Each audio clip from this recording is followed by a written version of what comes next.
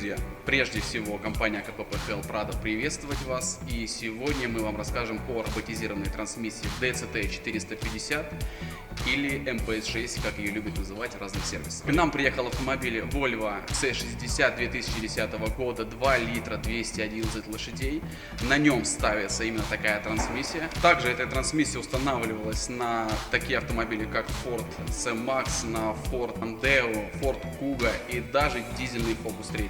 Конкретно этот автомобиль приехал с пробегом 86 тысяч, и по словам клиента, его не устраивает то, что при начале движения происходит как бы ступенчатый разгон, что-то вроде бы вибрации. Как правило, данные трансмиссии приезжают с такими проблемами, как ошибки по соленоидам, пинки при переключении на повышение и на понижение передач, либо течь сальника передней крышки. Как правило, в этом случае вы можете наблюдать подтеки масла между стыком двигателя и коробки. Зачастую, когда приезжает такой автомобиль в ремонт с ошибками по соленоиду, у него отключается ряд четных либо нечетных передач. Но в данном случае все передачи работали.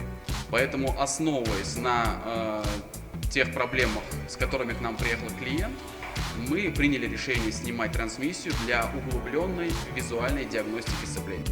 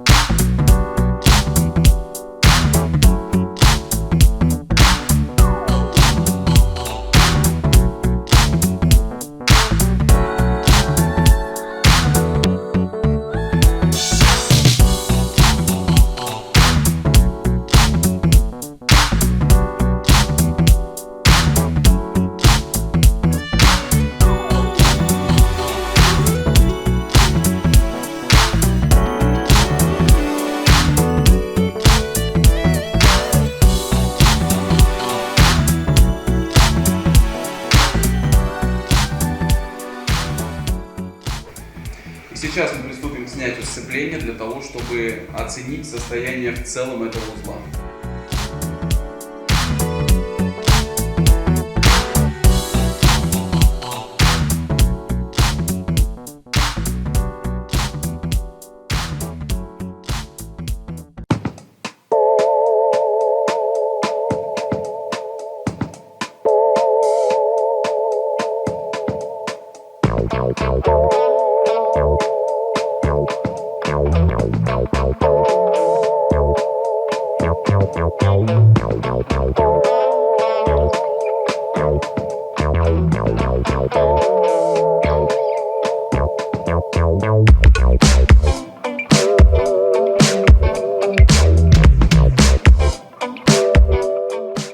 Итак, корзина сцепления уже на столе, и сейчас мы вас познакомим с самыми распространенными ее болезнями.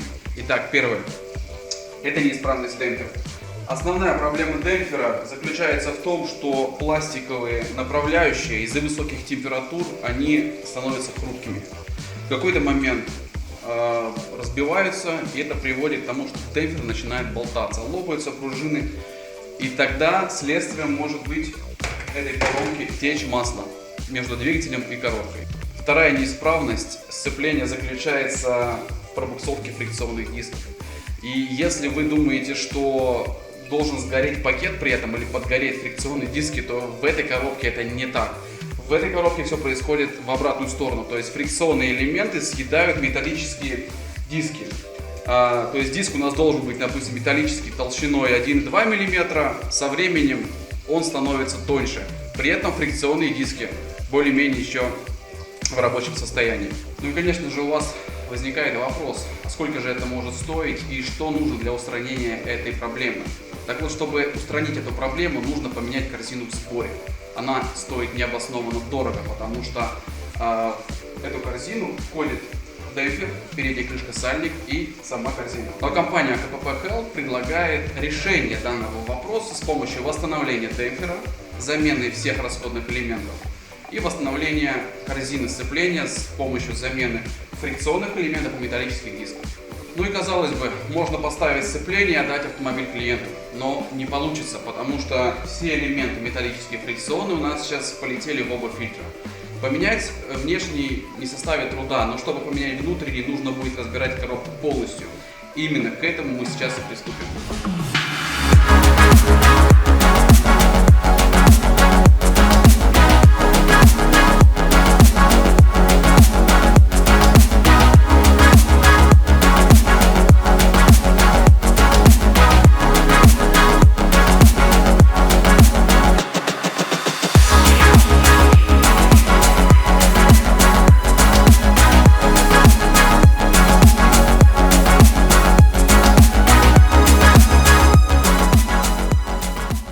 Коробку передач разобрали и, собственно, как и требовалось доказать, мы видим фильтр и на нем обильное количество стружки. Соответственно, фильтры будем менять также прокладочный комплект коробки, все сальники, все манжетки и будем тестировать соленоиды на стенде.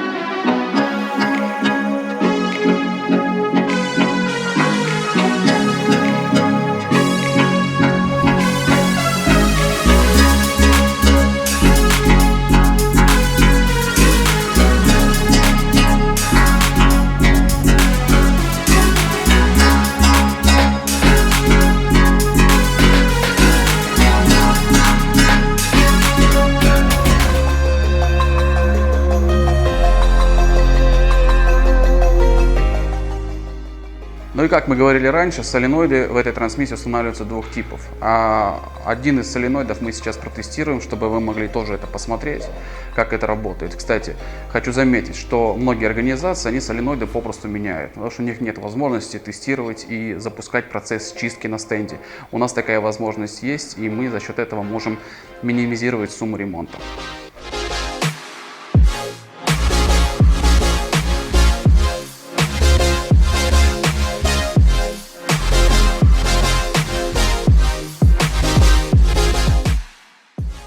Ну и соленоид, который мы сейчас установили на стенд, открытого типа. Называется он так, потому что у него есть только две функции. Открывается он и закрывается. Соответственно, здесь вы можете на графике сейчас увидеть.